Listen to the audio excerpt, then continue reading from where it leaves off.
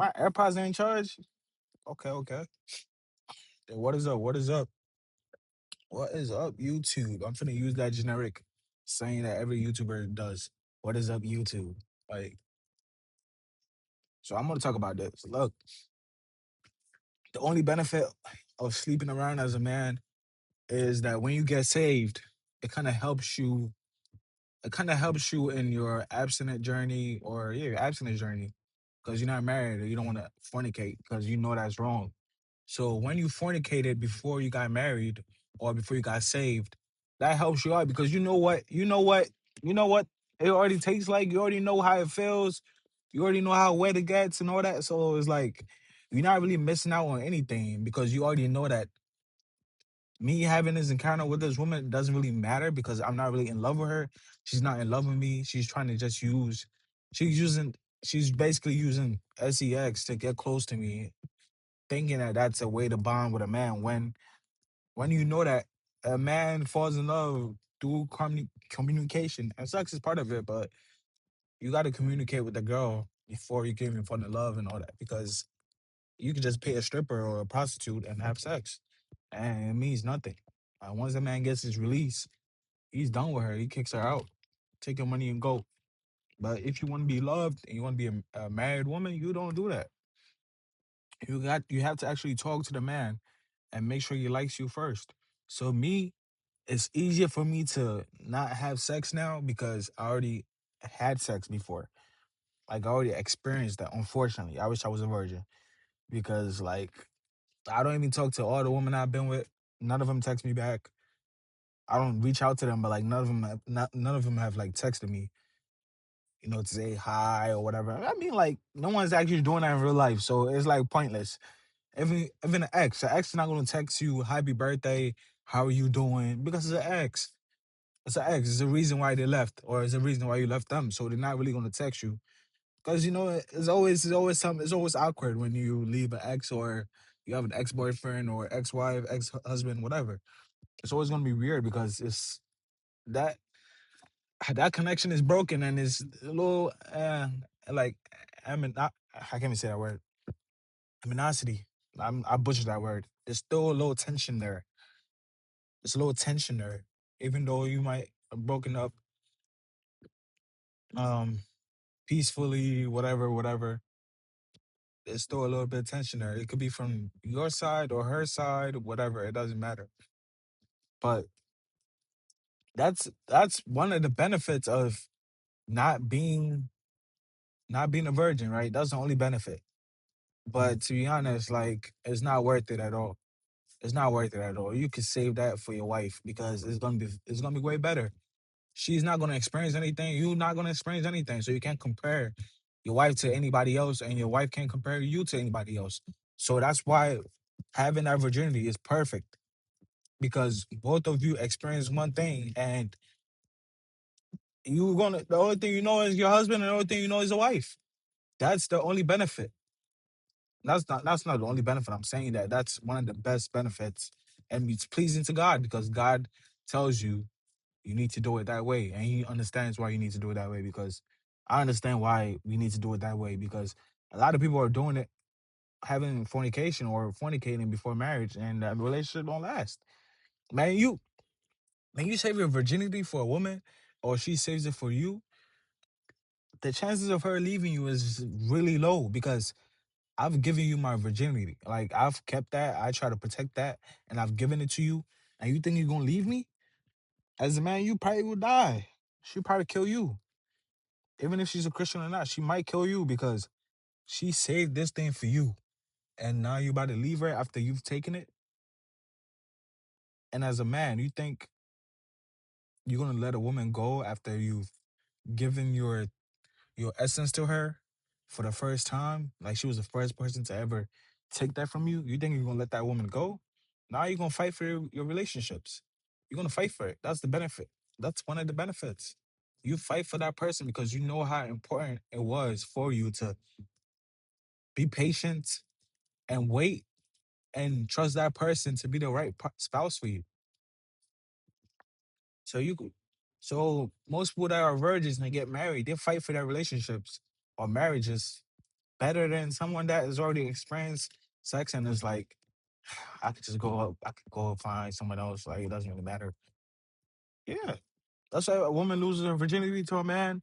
She's gonna think of that man over and over. Even if she's married, she's gonna be thinking of that man because that was even if it was bad, and it's always gonna be bad because you don't know each other.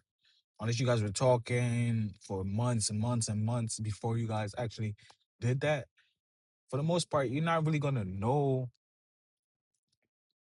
For the most part, you're not really gonna know. Let me try for you. I'm trying to pay attention. But yeah, for the most part, you're not really gonna know. I just lost my train of thought.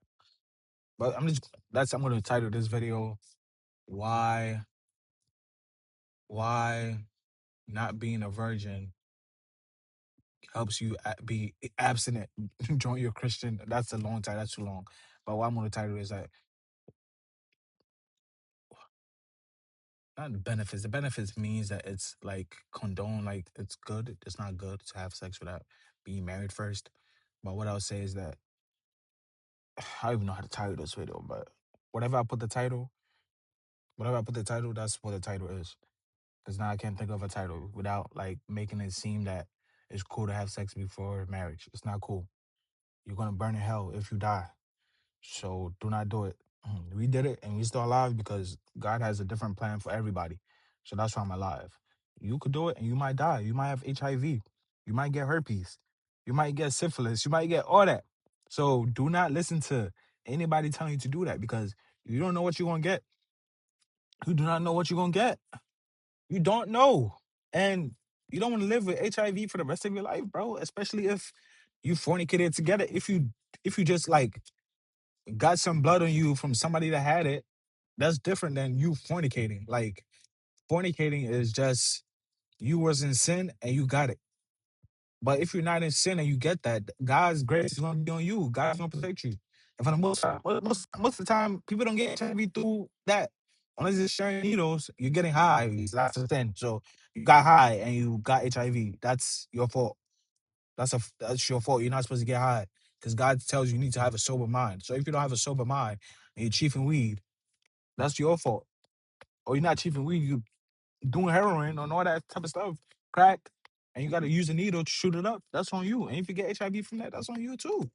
But if you're fornicating and you get HIV, you don't have no sympathy for nobody because you chose to have sex. Don't you think I want to have sex with my wife right now? I'm not married. I want to have a wife so I can have sex because I know that's the right way to do it. But I'm not married, so I have to abstain. So you can't, you can have the benefits of. You can't be like, oh, you were lame for abstaining, and then you're so cool, you didn't abstain, but now you have HIV because you didn't abstain, and stupidly you went and dated a man that was down low, sleeping with men, Batsy boys. Damn, I'm finna get demonetized. Sorry. Hopefully you two don't catch that. But yeah, you were sleeping with those type of people. And you didn't even know. Because most of you don't know. All of you have a bunch of gay friends and you don't know if your man that you're laying up with, sleeping raw with, you don't know if that man got HIV? Not HIV, but because you can't really tell. But like you don't know if your man is sleeping with a man and all of you got gay best friends? How? How is that possible? I never understood that. All of you have gay best friends, meaning it could be a male or a woman, because all of you think that it's cool to have that type of man around you when that's the weakest man. Because a man, you we meant to be strong, and you as a man, you on four, like you on your fours, you on all fours taking meat. You on all fours getting piped out by another man. It's not beta. That's not manly. That's not masculine. So you guys, you women being around these type of people and you're not scared for your life? Because a man that could be on all fours and take it like a woman, you got a whole different, that's a whole different beast. That's a whole different beast. And a lot of you got all these gay people around you and you still don't know if your man is sleeping with another man. I never understood that. How? Don't you know the signs? Doesn't your gay best friend tell you the signs of a down low guy? Doesn't he tell you that he's sleeping with this down low guy and this down low guy has a girlfriend or a wife? And your boyfriend or your husband is doing the same thing that this down low person is doing, but you don't see it because you don't want to see it. I'm thinking most of you, I don't want to see it. That's what I'm thinking. Most of you do not want to see that your boyfriend is a homosexual.